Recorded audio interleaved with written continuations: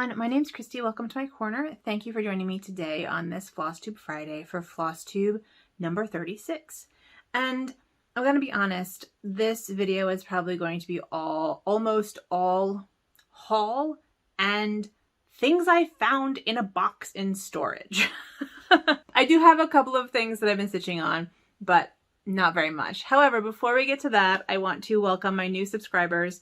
Thank you for joining me on my artistic and crafty adventures, and welcome back to everyone who has been hanging out with me for however long you've been hanging with me. It has been so wonderful to get to know you here in the comments on YouTube and also on Instagram. And if you are not following me on Instagram, you can find me at Dr_Christy. I'll put that right here. And that's where I post pictures of kind of my, I don't know, my stitching and crafting and life throughout the week. Lately, I haven't been doing a ton of stitching, and so I've been posting like, what did I see on my walk? Like pictures. So anything that I find interesting during my daily dog walks I've been putting on there. But it's the end of the semester, and so more stitching and crafting will happen, which is exciting. I also put baking and stuff on there too. But anyway, that's not why you're here. But if you want to check out what I'm doing during the week, you can find me, Dr_Christy. This is a channel about embroidery and cross stitch and other textile crafts and baking and history and the history of all of those things. So if any of that is interesting to you and you are not subscribed, I would love to have you subscribe and stick around. Yeah, so not a lot of stitching this week, as I expected, right? It's the end of this semester. In fact, this was the last week of classes, and then next week is finals week. So I basically have hundreds of things to grade, essentially, because all of my classes are online, and so they all have discussion boards and they all have papers and then they have exams and stuff like that. So that is what I'm going to be doing for the next week or so.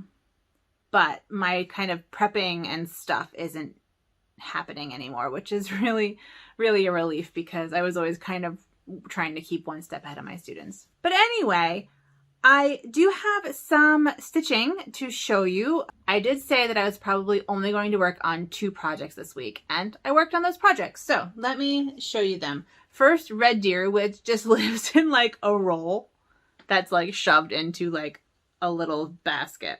But this is what my Red Deer pattern is going to look like. I'll get a screenshot from last week and put that right here so you can see where I was last week. And this is where I am this week. There's a slight issue. As I was doing this border here, I realized that, so I'll start over. I started over here. I stitch in hand and I stitch from right to left. So I started over here, I went this way, and then I came down and I counted to get to the deer. Well, I'm 5 stitches off. The deer is 5 stitches too low. My options, of course, are rip out the deer and make it even, or rip out this top line and not have much space at the bottom. I'm assuming you can guess which one I'm going to do. So the space is pretty tight at the bottom, but I have a whole deer, and that's very exciting. And I have most of this side of the border. So I have a little doohickey here that needs to go in. I have a little like plant here, and then I have top and bottom border, and then this half of the deer is done. So I'm pretty pleased with that. My Red Deer is stitched on a 14 count oatmeal Aida from Joann Fabrics. I think it's DMC brand, in 3 different colors of red. DMC also. So that's that. And that is a pattern that I'm working on. I'm actually test stitching it. And it's based on a lace pattern from 1596 that I found. And I decided to make it into a cross stitch, which is kind of becoming a whole series. So anyway, that's that. The next thing I worked on was my Hildegard of Bingen's Cosmic Egg. And this is what it's going to look like when it's done. And I'll take a screenshot of where I was last week and put that right here. And then here is my progress. So I just did this upper border yesterday. In fact, I stayed up till like pretty late to do it. And I've been working down this way. And so I think what I'm going to do next is I think I'm going to do these winds here and just get them out of the way. And then the entire middle is done. And then I will work down the sides and then I can move everything down. So I stitched this in a hoop. This is a mixed media piece that is embroidery and watercolor, and there will be gold leaf and beading by the end of it. And this is an interpretation of Hildegard of Bingen's Cosmic Egg. And Hildegard of Bingen was a 12th century nun and mystic who lived in Germany. And I did a whole video about her and this piece in a video, and I'll put it up here so you can check that out if you want to know more about Hildegard of Bingen. This is an embroidery, and so I stitched it in a hoop because I want it to have really good tension. It's stitched on a linen cotton blend yardage. It's just fabric. And I'm using all sorts of different kinds of flosses. I basically went by color rather than by maker. And so they're all on bobbins, and I have some DMCs, I have some coloring cottons, I have some Dyeing4Cross Stitch. I think I have some Weeks Dye Works in here. So I basically just have like a lot of different flosses, and then the dark blue here is watercolor. So I honestly am completely thrilled with how she's coming out. And my goal is to get her finished by the end of April, which is possible because my semester ends next week. And then I'm taking a week off to just kind of clean my house and stitch. And I am planning on doing another one for some friends of mine. So you will be seeing her at least through mid-June. But I'm incredibly pleased with how this is turning out. You know, when you take on a big project like this, you don't know how it's going to turn out. And it's turning out better, I think, than I thought it would, which is nice. The hoop I'm using an 8-inch hoop, and it's a Nurge number 5 hoop. I got this from Joann Fabrics, and it is online. They didn't have it at my normal one. I had to get it like sent to me, but it is their premium hoop, and it's a Nurge hoop, and it has this great, it's really heavy duty, and I love stitching in it. So that's how I'm stitching this.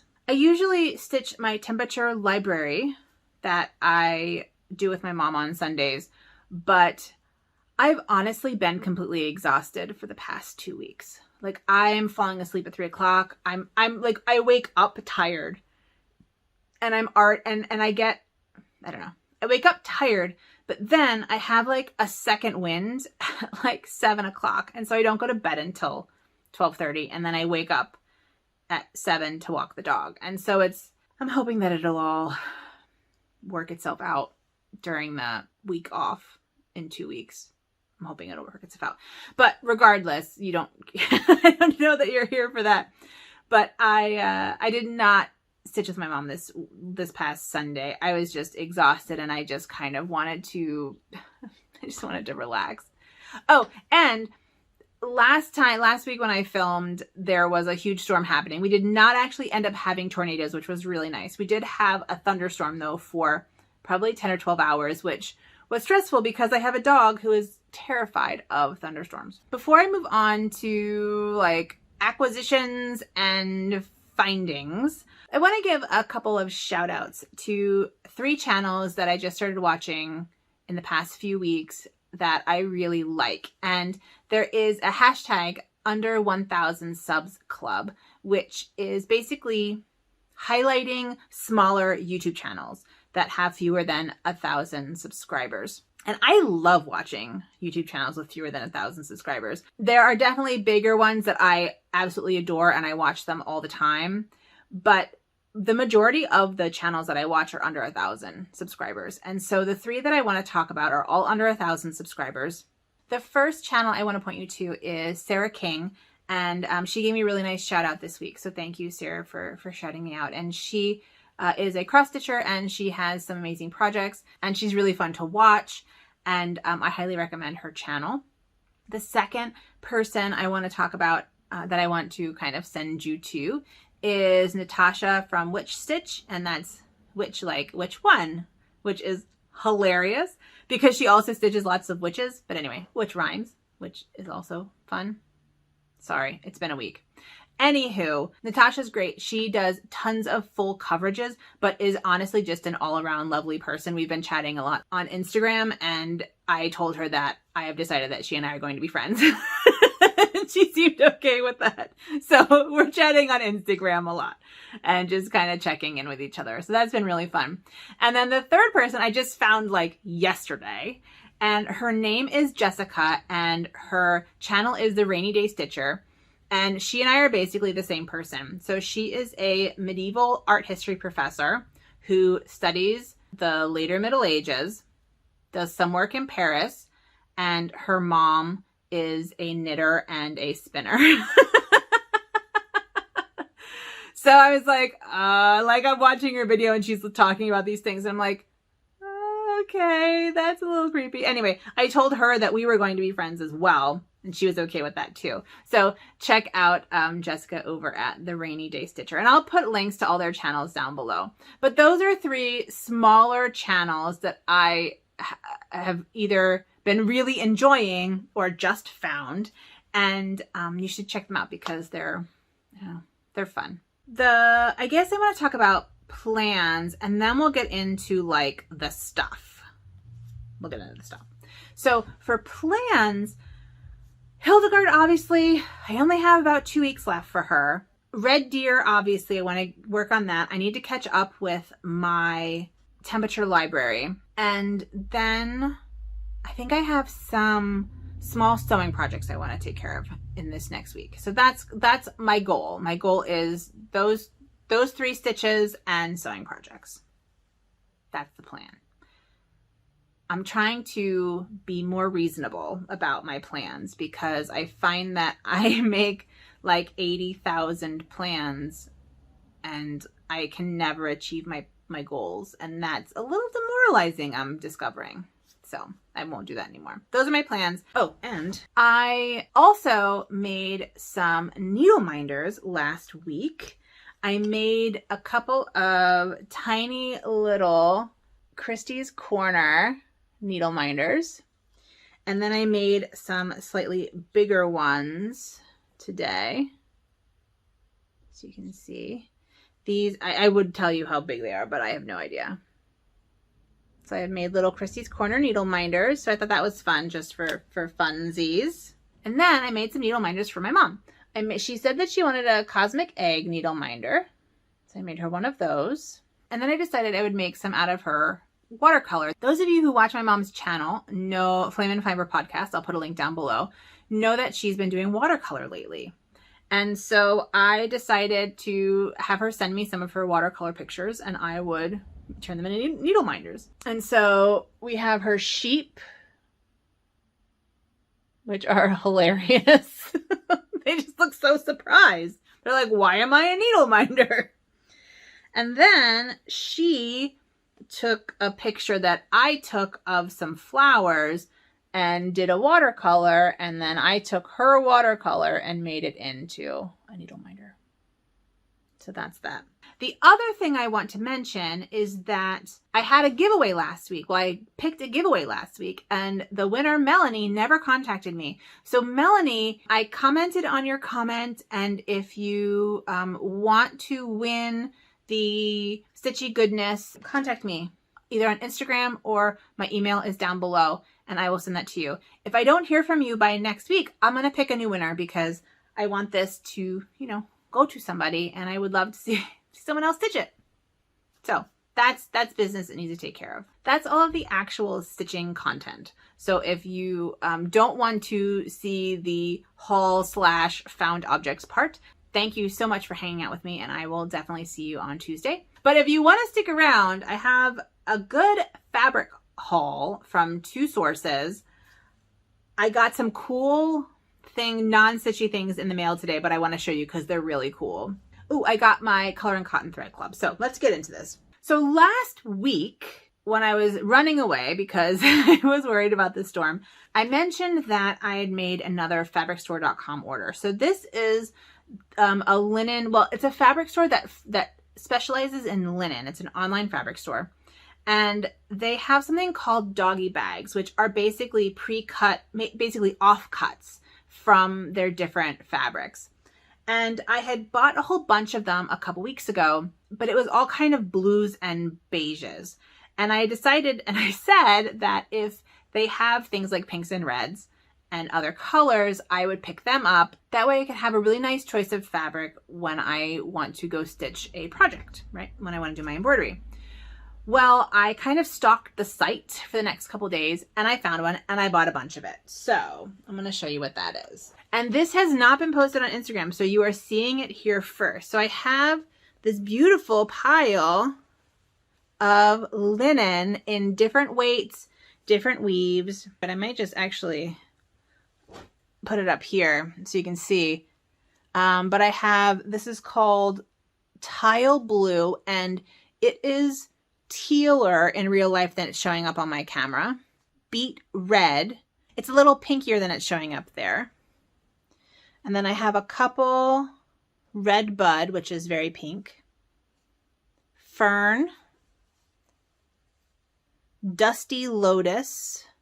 And you can see there's a slight difference. Like this is a little bluer and this is a little greener. Two Dusty Lotus. Dawn, which is a peach. It's a little pinkier than it's showing up there. Montana Grape, which is kind of a purpley, a dark purpley eggplanty brown. Honeysuckle, which is a peachy color. Blue Heaven. Cobalt, and then another honeysuckle. So those are the linens that I picked up from fabricsstore.com. I just need to figure out how to like organize them, because the way I organize my fabrics is that I put them on cardboard, like kind of like bolts, essentially, like tiny little bolts, and I put them over here, but those might be too small to do that. So I need to figure out how I can have them organized, but also be able to see them, because I find that if I can't see it, I won't use it. R&R Woodworks, KY, Kentucky. So R&R Woodworks, KY on Instagram sells thread winders. And basically I bobbinate all my fancy floss. And if I'm using DMC in a project, I'll bobbinate it.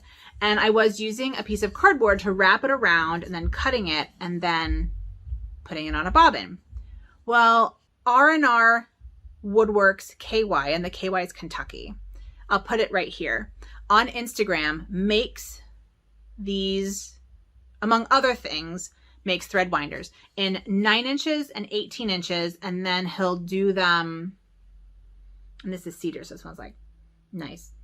And then he'll do them custom if you want. I might actually ask him for a 12 inch because I like that length. But I got 2 9 inches and 2 18 inches. One set for me and one for my mom, depending on what size she wants. And they're all handmade and really good customer service, really quick turnaround time. I was very pleased. So I highly recommend them for some woodworking needs. And then I took a little trip to Joann's. I hadn't been to a Joann's. My closest Joann's is about an hour away. Hadn't been to a Joann's in months. And I really like their remnants. And so I hit up their remnants and their clearance, and I got some fun things to stitch on. I got this lace. And lace is really fun to stitch on. So I got lace. I got this, which is like a flannel, I think, for backing my hoops. I think this will be a good back for my hoops. I got a yellow cotton, a yellow kind of cute floral cotton, a beigey patterned cotton. This was on clearance, and you can kind of tell that it has like a gold sheen. And this is just pre-cut cotton, but it was on clearance for $3 for a whole yard. So I picked that up. I thought that would be really fun. I got a brown cotton because sometimes you want to stitch on something dark. And then I got some stuff to take care of my sewing machine, like oil and brushes and stuff like that. So that's my Joann Haul, which is, again, mostly fabric. And then I got my Color and Cotton Threads of the Month. And this was from last month. It essentially got stuck in St. Louis for 2 weeks and then went to Chicago for a little hangout at the, I don't know, Navy Pier. And it finally got to me, which no fault of Color and Cotton, obviously, right? And it is what it is, but these are really pretty. So I'm going to show you these. We have silver lining. These are from March. Everest. Flaxen. Flamingo. It's looking much more orange on my screen than it is in real life. It's definitely pink. I think my red's destroying the color, so I need to remember that for next time. It's definitely pinker than that. And finally, Kris Kringle. So these are my Color and Cotton Flosses of the Month, which are lovely. And I will add them to my collection. And this is for last month. I also got my Stitchy box, which you saw because I did an unboxing. I'll put that right here. So that's the haul portion.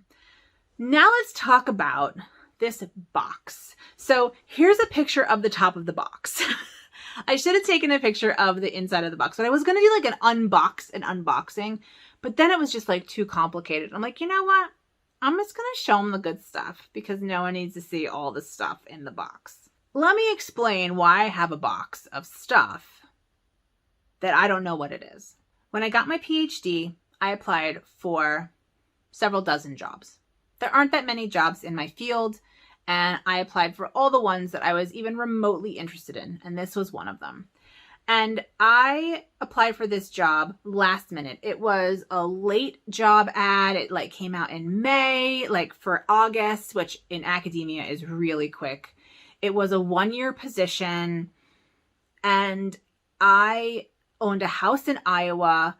And when I ended up getting the job, I didn't know how long this job would be, right? Like it was a year and it could have lasted longer, but I didn't know if it was going to last longer. So basically what I did was I got a roommate. I got someone to basically house sit my house for like half the rent, for, I don't know, like $500 a month. They paid rent to like live in my house. And I put as much stuff as I could fit in my Prius and drove to Mississippi. Like that's me moving to Mississippi. And I went back and forth a couple more times and picked up I think I eventually had like 3 carloads of stuff that I brought to Mississippi with me, just like the essentials. And then I found out that I was staying for longer. And so I needed to sell my house and move up here. And my real estate agent, I was basically like his first client. He was the maintenance guy at my condo association. And he kind of pressured me into selling my house in the middle of the semester, which means I had to go home. I had to go back to my house during spring break, pack up my entire house by myself in a week and move it up here. So I missed a lot of things, and anything that I didn't pack up and didn't come with me, like essentially got thrown away. Once I got here, I had been dating my current fiance for 6 months or so. And we were basically talking about moving I would move into his house, which is this house, in the summer. So I moved all this stuff to my apartment in at the end of March. And then I was going to be moving again in July. And so I didn't unpack anything. I just like left it in boxes. And then it got moved here and essentially put in storage because I was moving an entire household into an entire household. And I put it in storage in order to deal with it later. Well, that's now. 5 years later, I'm dealing with it. And I didn't know what was in it anymore. I mean, it had been 5 years. But I found it when I was looking for something else, and it was all crafts. So that was a very long story. But let's look at what was in this box. So you can see there's sort of like all sorts of stuff here. And this is basically all the crafty stuff. I found some letters back and forth between me and my stepmom back a few years ago. I found a keepsake of my first birthday cards. I'm glad I found that. I found a really fancy double kazoo. That doesn't currently work, but I can make it work. I found my bull roar, which my mom and stepdad gave me when they went to Australia when I was 16, 25 years ago. And then I found the jackpot in beads. I had a yard sale before I moved, and I thought I had sold all my beads. Apparently, nobody wanted to buy these beads for $8. So I'm going to show you what I have, and I'm so glad no one bought them. So I have these gorgeous beads. Some natural stones, some earring hooks, some glass beads.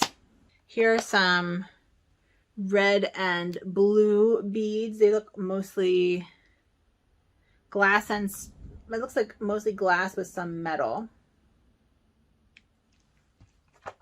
I'm so excited that I found these. I have strings of black and white beads. Tons of black and white beads. So I have 2 bags each of black and white seed beads. I have 2 of these value packs of bugle beads. I have this like wire trim with beads. I must have just thought this was cool and just like bought it. It must have been, I don't know, cheap at Joann's or something. I have this, which is amazing,